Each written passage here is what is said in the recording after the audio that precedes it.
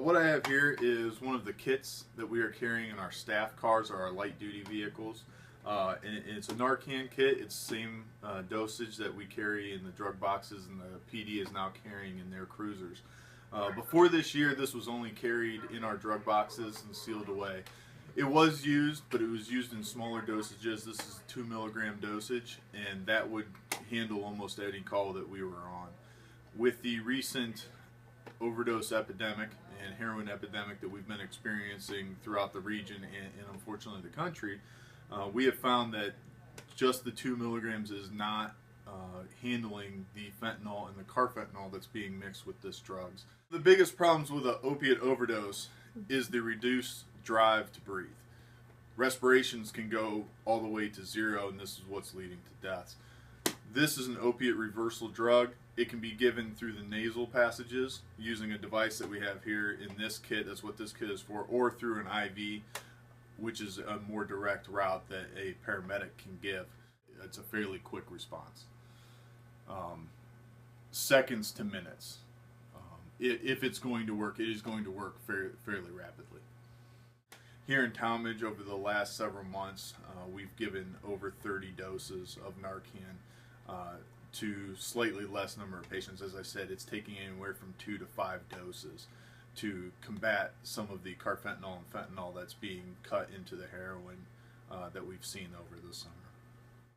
When we go on scene, it's usually the context or a bystander telling us that this patient has a history of doing drugs or was doing heroin. People are very open. The stigma is thankfully being lifted off of this, so people are talking about it, which one helps us treat the patient more appropriately quicker, and also obviously they say leads to better treatment and availability of treatment. What we do is if there's an unresponsive patient and there is no context around, there's no obvious signs telling us one way or another, naloxone can be given and is in the protocol to be given as a possible reversal to that unresponsiveness, along with if it's just a patient that we don't know, that's one of the routes we can go. We'd also check a blood sugar, check a heart monitor, and all the other stuff we would do as paramedics.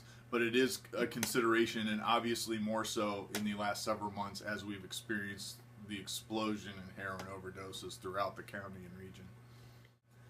I can remember giving NARCAN here or there. It's always been a drug in the drug box, in our toolbox, since I've become a paramedic and started running with the other departments. It's always been something we had and would occasionally use. But with the epidemic outbreak here in 2016, yeah, it has absolutely increased. I can't give you exact numbers. I haven't run those comparatively over but it just from perception, it definitely is an increase. We have used it on the same patient multiple times in a week or several week period. For those looking for treatment, the ADM board here in Summit County and other Summit County entities, there is treatment options out there available. They're not overused, but they are quite taxed. A lot of people are trying to get help, but continue to reach out. There are programs, there is treatment available out there, there is help available out there. So go looking for it. Here in the fire station, we do carry pamphlets for those organizations that can put you in the right direction, and many other fire and police departments also have that information. But here at Fire Station 1, we do have it and can provide you at least with the pamphlets with the information into the right direction.